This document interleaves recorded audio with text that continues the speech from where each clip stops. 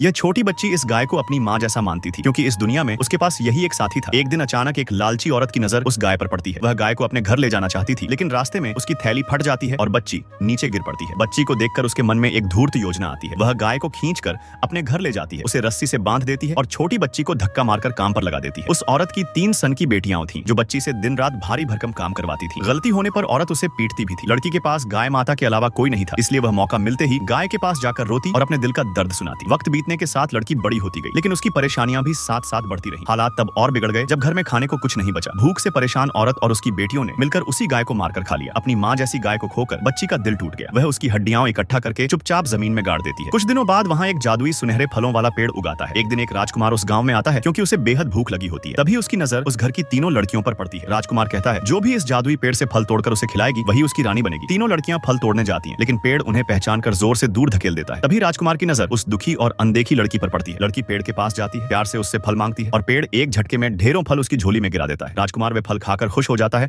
और अनाथ लड़की को अपने साथ महल ले जाकर उसे अपनी रानी बनाता है। कहानी अच्छी लगी हो तो लाइक करना मत भूलिएगा।